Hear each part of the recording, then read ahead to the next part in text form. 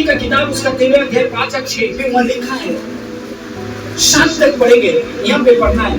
एक सही निर्णय जब लूत ने लिया तो परमेश्वर ने लूत के साथ क्या किया, और उसने अपने आंख उठाकर एक हरी भरी तराई को, एक हरी भरी जगह को देखा जिधर पानी था, हरा भरा था, खेत था, खलियान था, नदी था, सदोम और अमोरा। उस समय तक परमेश्वर ने नाश नहीं किया था।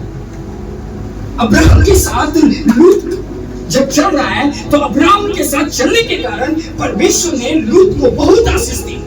उसके पास भी बहुत जीव जंतु जानवर तंबू धनी धन दौलत सब कुछ दिया परमेश्वर। लेकिन अब्राहम और लूत में कभी झगड़ा नहीं हुआ। झगड़ा किस पे हुआ? लूत का चरवाहा और अब्राहम के चरवाहा, दोनों में जब झगड़ा हो तो अब्राहम ने उसे ऑप्शन दिया कि देख हम लोग भाई बंधु हैं, ऐसा ना हो कि हम लोग के बीच में वापस में हम सब के बीच झगड़ा हो।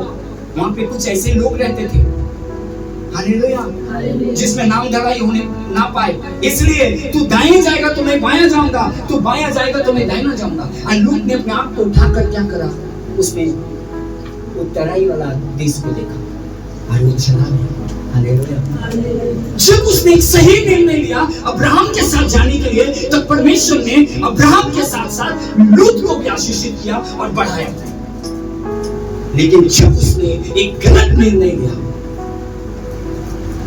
जब हम उधर पढ़ते हैं 13 का जब हम 8 से पढ़ते हैं तो लूत के जीवन में यहाँ पे एक गलत निर्णय होता है, अब्राहम को छोड़ना, और वो छोड़कर सदोम और अमोरा के देश में चला गया। कई बार हम लोग भी मसीह जीवन में बढ़ते हैं, चलते हैं, और चलते चलते क्या होता है कि हम भी कभी कभी बड़े तराई वाला चीजों को देखना शुरू कर देते हैं, हरा वाला चीजों को देखना, एक झीक झाक देखना सुनने लगते हैं, बड़ा बड़ा प्रोजेक्टर लगना, उधर बड़ा बड़ा आत्मिक बातों को बोलते हैं। कभी कभी 2-1 आपके बारे में भी बता दिया, क्या बात है, कितना प्रार्थना था, कितना चिल्ला। कभी कभी हम ऐसे सूखी चीजों को छोड़कर हरे भरे की ओर भागते हैं। बाइबल बताती है कि लूत भी यही काम किया, पर बाइबल ऐसा बताती है उत्पत्ति का किताब 13 अध्याय 9 से 10 तक कि परमेश्वर ने उस सदोम और गमोरा को आग से और गंधक से नाश कर दिया। कि उसी बंजर जमीन में जहां अब्राहम ठहर गया, जहां पे अब्राहम रह गया, उसी जमीन को परमेश्वर ने फलवंत किया, आशीषित किया, और अब्राहम को 100 साल में बेटा दे दिया। Hallelujah, hallelujah. उसी सूखी बंजर जमीन में अब्राहम की पत्नी उस सूखे भोजन को खाकर इतना सुंदर हो गई कि दूसरे राजा भी कहता है कि मैं अपना पत्नी प्रभु बड़ा हाथ मांगा। पता है, जब आप ईमानदारी के साथ परमेश्वर के चरणों में बैठते हैं, उस स्थान में रहते हैं, प्रभु की उपस्थिति में रहते हैं, उसके साथ विश्वास योग अपने चर्च, अपने कलीसिया के साथ, अपने पुरोहित, अपने पास्टर के साथ जब आप बिताते हैं, खुदा आपको वहीं बनाता है, उसी जगह से उठाता है। Hallelujah, hallelujah.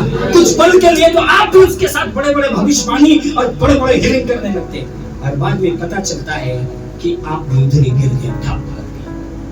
हालेलुया। लूत के साथ भी ऐसा पूरा परिवार समाप्त हो गया, सब कुछ समाप्त हो गया। एक सही निर्णय आपके जीवन को बदल दिया। इतना बार लूत के साथ घटना घटता रहा और अब्राहम जाकर उसे छुड़ा कर लाया, लेकिन कभी भी लूत ने एक सही निर्णय नहीं लिया कि हम वापस अब्राहम के पास जाएंगे, अपने पापा के पास जाएंगे, अपने चाचा के पास जाएंगे, अपनी चाची के पास जाएंगे। उसने नहीं, सोचता रहा, कल्पना करता रहा, पर उसने कभी निर्णय नहीं। आज बहुत सारे लोग ये सोचते रहते हैं, कल्पना करते रहते हैं, लेकिन परमेश्वर कल्पना का परमेश्वर नहीं है, सोच का परमेश्वर नहीं है, पश्चाताप का परमेश्वर है, विलाप का परमेश्वर है। हालेलुया। दाऊद ने जब गलती करी तो उसने निर्णय लिया, विलाप करी, प्रभु के चरणों में बैठकर रोया, उपवास किया। Hallelujah, hallelujah. और दाऊद को फिर से परमेश्वर ने उसके राजपाट को लगाया, आशीषित किया। एक सही निर्णय आपके जीवन को बदल सकता है, आपको आशीषित कर सकता है। आप जहां गिर गए हैं वहां से उठाकर फिर आपको खड़ा कर सकता है। हालेलुया। जब आप एक सही निर्णय लेंगे कि मैं अपने पिता के पास वापस जाऊंगा, मैं जहां जो करके गिर गई हूं, जो पाप कर रही हूं, मैं उसे छोड़कर परमेश्वर की महिमा करूंगा, तो परमेश्वर आपको उठाएगा,